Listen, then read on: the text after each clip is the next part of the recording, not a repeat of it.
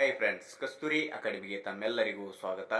ಈಗಾಗಲೇ ಕೆಪಿಟಿಸಿಎಲ್ಗೆ ಸಂಬಂಧಪಟ್ಟಂತೆ ಹೈಕೋರ್ಟ್ ಒಂದು ಹೊಸ ನೋಟಿಫಿಕೇಶನ್ ಜಾರಿ ಮಾಡಿದೆ. ಆ ಒಂದು ನೋಟಿಫಿಕೇಶನ್ ಅಲ್ಲಿ ಏನು ಕೊಟ್ಟಿದ್ದಾರೆ, ಕೆಪಿಟಿಸಿಎಲ್ಗೆ ಸಂಬಂಧಪಟ್ಟಂತೆ ಎಕ್ಸಾಮ್ ನಡೆಯುತ್ತಾ ಇಲ್ಲ ಅನ್ನೋದು ಕೂಡ ಈ ಒಂದು ನೋಟಿಫಿಕೇಶನ್ ಅಲ್ಲಿ ಸಂಪೂರ್ಣವಾಗಿ ಮಾಹಿತಿಯನ್ನು ಕೊಟ್ಟಿದ್ದಾರೆ. ಆ ಒಂದು ನೋಟಿಫಿಕೇಶನ್ ನೋಡುವಕ್ಕಿಂತ ಮುಂಚೆ ಹೊಸಬರು ನಮ್ಮ ಚಾನಲ್ಗೆ ಯಾರು ಸಬ್ಸ್ಕ್ರೈಬ್ ಆಗಿಲ್ಲ, ಪ್ಲೀಸ್ ಹೋಗಿ ಸಬ್ಸ್ಕ್ರೈಬ್ ಮಾಡ್ಕೊಳ್ಳಿ. ಹಾಗೆ ಪಕ್ಕದಲ್ಲಿರೋ ಬೆಲ್ ಐಕನ್ ಕೂಡ ಕ್ಲಿಕ್ ಮಾಡ್ಕೊಳ್ಳಿ. ಈ ಒಂದು ಕೆಪಿಟಿಸಿಎಲ್ಗೆ ಸಂಬಂಧಪಟ್ಟಂತೆ ಹೈಕೋರ್ಟ್ ಯಾವ ತೀರ್ಪನ್ನು ನೀಡಿತು, ಈ ಒಂದು ನೋಟಿಫಿಕೇಶನ್ ಅಲ್ಲಿ ಏನು ಇದೆ ಅನ್ನೋದು ಕೂಡ ಸಂಪೂರ್ಣವಾಗಿ ಒಂದೊಂದಾಗಿ ನೋಡ್ತಾ ಹೋಗೋಣ.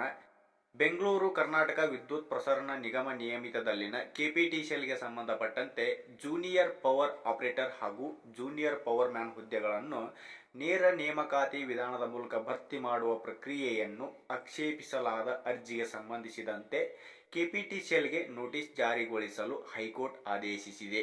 ಈ ಒಂದು ನೇರ ನೇಮಕಾತಿಯನ್ನು ತೆಗೆದು ಇಲ್ಲಿ ಎಕ್ಸಾಮ್ ಅನ್ನು ನಡೆಸಬೇಕು ಅಂತೇಳಿ ಏನಾಗಿದೆ, ಒಂದು ನೋಟಿಸ್ ಅನ್ನು ಬಿಡುಗಡೆ ಮಾಡಿದ್ದಾರೆ.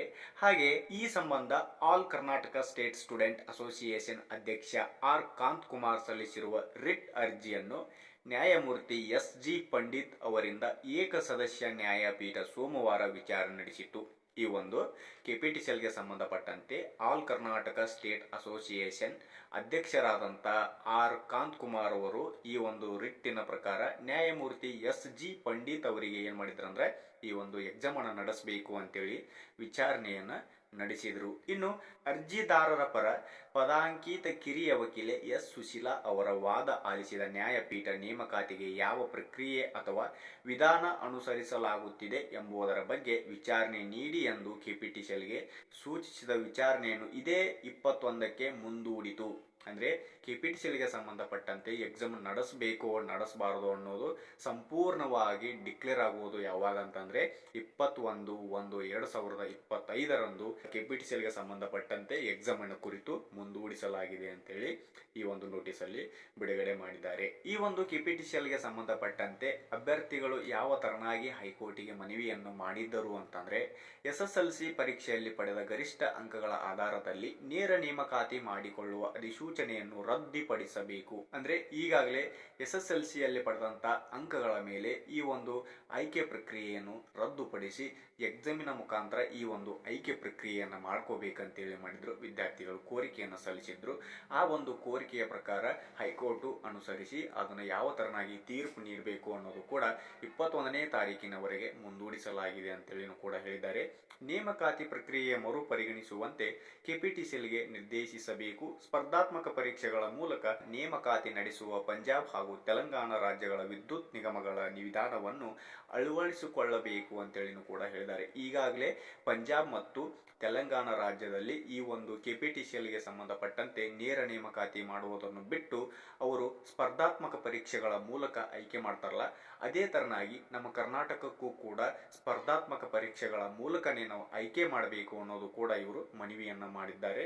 ಹಾಗಾಗಿ all Karnataka state student association ಅಧ್ಯಕ್ಷ ಆರ್ ಕಾಂತರಾವ್ ಸಲ್ಲಿಸಿರುವ ರಿಟ್ ಅರ್ಜಿಯ ಮುಖಾಂತರ ಈ ಒಂದು ಕೆಪಿಟಿಸಿಎಲ್ಗೆ ಸಂಬಂಧಪಟ್ಟಂತೆ ಯಾವ ತರನಾಗಿ ನಾವು ಆಯ್ಕೆಯನ್ನು ಮಾಡ್ಕೋಬೇಕು ಅನ್ನೋದು ಕೂಡ ಈ ಒಂದು ನೋಟಿಫಿಕೇಶನ್ ಮುಖಾಂತರ ತೋರಿಸಿದ್ದಾರೆ.